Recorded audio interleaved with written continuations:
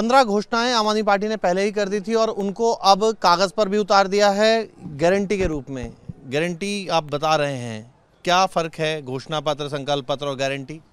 देखिए, हमने आज बताया कि 2020 में सबसे पहले अरविंद केजरीवाल ने गारंटी शब्द का इस्तेमाल किया और उसके बाद भारतीय जनता पार्टी और तमाम पार्टियों ने इस गारंटी शब्द को चुराया।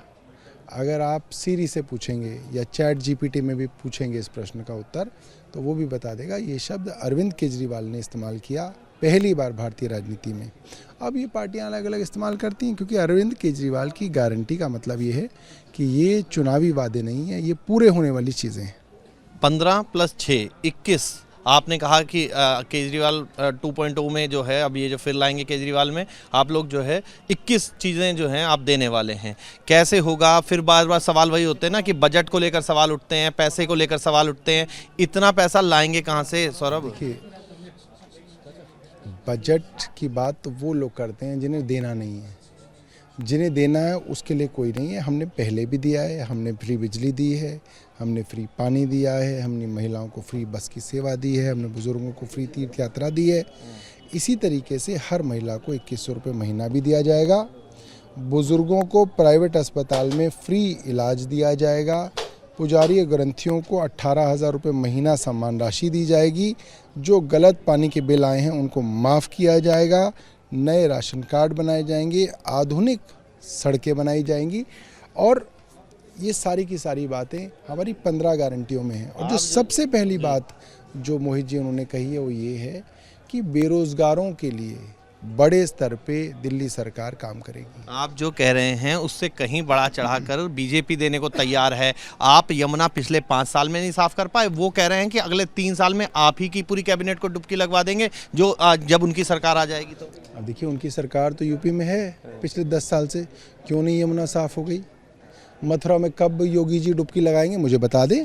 योगी जी ना लगाते हो तो वीरेंद्र जो है, क्या कहता है इनका नाम, जो वीरेंद्र सचदेवा जो हैं, ये जिस दिन डुबकी लगाने का डेट बता दें तो मैं मथुरा में वीडियो कैमरास को भेज दूंगा। हम भी एक वीडियो बना लेंगे कि मैं तो चैलेंज दे रहा हूँ।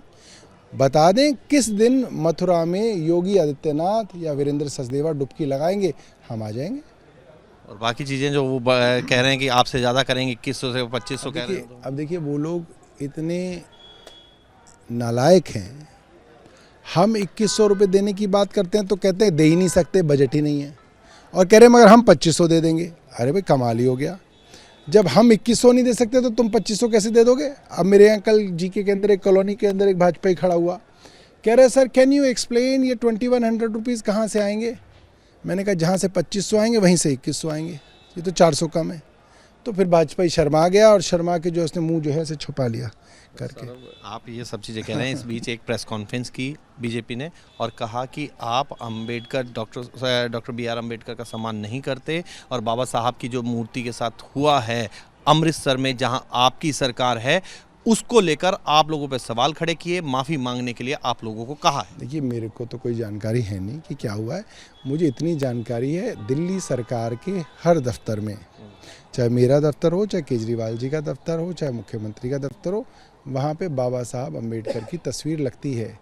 प्रधानमंत्री के दफ्तर में प्रधानमंत्री की तस्वीर लगी हुई है। LG साहब के दफ्तर में, मैं चैलेंज करके कह रहा हूँ, विनय कुमार सक्सेना जी के दफ्तर में अम्बेडकर जी और भगत सिंह जी की मूर्ति नहीं लगी हुई, प्रधानमंत्री मोदी की मूर्ति लगी हुई है। क्या प्रधानमंत्री मोदी अम्बेडकर से बड़े हो गए? मैं पूछना चाहता हूँ उनके LG साहब से, बताएं वो। तो सौरभ भारद्वाज जिन्होंने पूरे मैनिफेस्टो पर अपनी राय रखी। वीडियो जर्नलिस्ट राकेश चौहान के साथ Mohit Bakshi, News Nation Delhi. News Nation अब व्हाट्सएप पर खबरों के ताजा अपडेट के लिए न्यूज़ नेशन के इस QR कोड को स्कैन करें।